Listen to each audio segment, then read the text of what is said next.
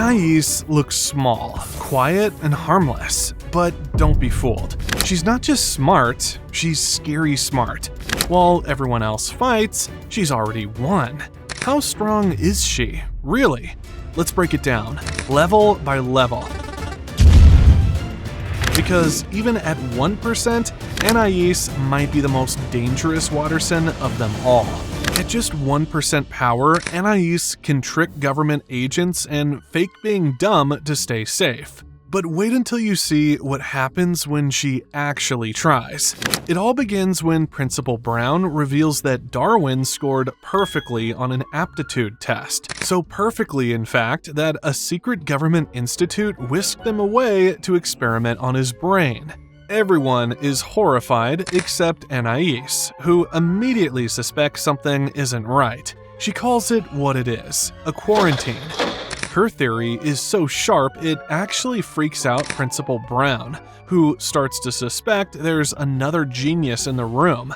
That's when Anais, scared of being next, suddenly pretends to be completely clueless. This is the brilliance of Anais. She's not just smart, she's strategic. She knows when to speak up and when to shut down. But her guilt won't let her stay quiet forever. Anais already knows the truth.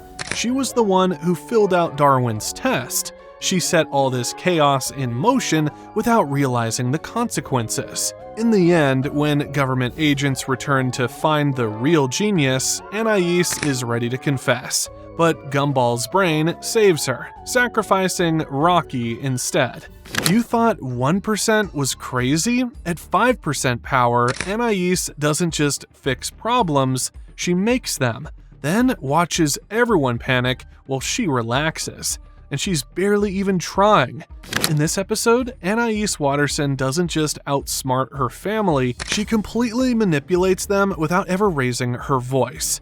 While the rest of the Wattersons descend into chaos, scrambling, fighting, and nearly destroying themselves over a simple TV remote, Anais operates on an entirely different level. She subtly plants the idea in Nicole's head to go buy a new remote. She gives her mom the wrong TV brand on purpose. She listens in on Richard's butt riddle, slices open the couch, and steals the real remote, without anyone noticing.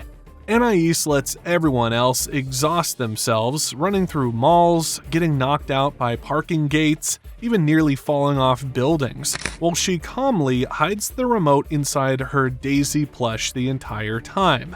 And when her family comes storming in to confront her, she smashes what they think is the remote, just to mess with them. It's actually just a calculator. By the time the others realize what happened, it's too late. Anais is already on the couch watching her show in peace, while her entire family is locked out and powerless. The way she plays everyone like puppets is scary smart. Nicole even admits she's both proud and terrified, because when everything is out of control, Anais isn't just the smartest person in the room, she's the one who secretly controls it all. Here's the scary part. At 10% power, Anais wins without even showing up. Her just not being there destroys a whole fake family because you can't copy genius. When Gumball and Darwin stumble upon a family eerily similar to their own, they're creeped out but also curious. These so-called copycats mimic everything: their looks, voices, catchphrases, even their weird behavior. At first, it's funny, then it gets disturbing. The imposters grow bolder, invading their space, stealing their identity, and even trying to replace them, but something's off. While the knockoff family copies Gumball, Darwin, Nicole, and Richard down to every last detail, there's no Anais, no pint-sized genius, no quiet observer, no one running the show behind the scenes. And that's the catch. The fake family is unstable, chaotic, and completely lost without a brain to balance the madness. Without Anais, they're like a machine with no motherboard. The real Wattersons, still dysfunctional, but somehow they survive their daily disasters thanks to Anais pulling the strings in the background. Her intelligence and subtle influence are what keep their ridiculous lives from completely imploding. The copycats can imitate everything else, but they can't fake Anais. So while Gumball and Darwin try to defeat their doubles, Anais's absence becomes her greatest power. Because the one thing the copycats couldn't steal was the one thing that held the Wattersons together. At 25% power, Anais stops being a kid and becomes a mind reader who knows your whole life story just by watching you talk. And she's still not even close to her limit. While Nicole and her estranged parents are locked in decades of resentment, Gumball fumbles with jokes, and Darwin tries to play peacekeeper. But it's Anais who sees the situation for what it really is: toxic generational expectations masked as love. Even without saying much, she observes every detail with surgical precision. She knows this isn't just about missing weddings or awkward suitors. It's about a daughter crushed under the weight of impossible standards and parents who refuse to see the damage they caused. When Nicole finally breaks and begins unloading her childhood traumas, her name being Doctor, being born in a business suit, being pushed into countless after-school clubs, Anais isn't shocked. She's angry because she knows this wasn't discipline, it was control. And as Nicole's parents shift blame back onto her, Anais's silence becomes a mirror, reflecting just how absurd their reasoning sounds. She doesn't need to yell or argue, her strength lies in clarity. She reads the room better than anyone and stands behind Nicole, not just as a daughter, but as someone smart enough to call out when love becomes conditional. 50% power Anais doesn't fight back, she just watches adults destroy themselves while staying totally calm. But if you think that's her max power, you're dead wrong.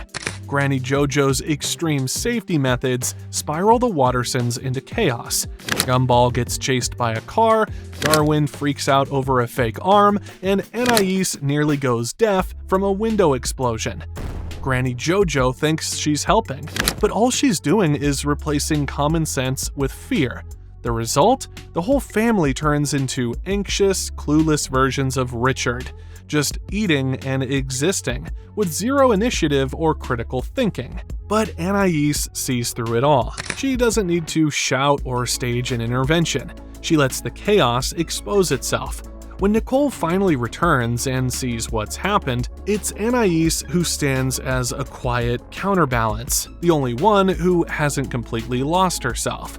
Even after Granny JoJo's disastrous lessons, Anais never submits to fear or forget how to think. She stays alert, analytical, and skeptical, hallmarks of her genius.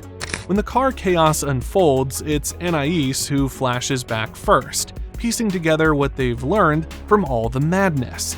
It's her calm memory, not Granny JoJo's panic, that helps them stop the car. While the adults wrestle for control, Anais proves she doesn't need authority. She already has wisdom. At 69% power, Anais plays mind games. She tricks her own brothers into helping while secretly planning the perfect revenge kick. So what happens at 100%? In The Pest, Anais once again shows that she's 10 steps ahead of Gumball and Darwin, even when they think they're the ones helping her. After revealing that a kid at school is bothering her, Anais claims she's preparing to settle things the old-fashioned way, with a flying kick. Alarmed, Gumball and Darwin leap into Big Brother mode, trying to teach her peaceful conflict resolution. They walk her through everything, talking it out, staying calm, even confronting the bully directly.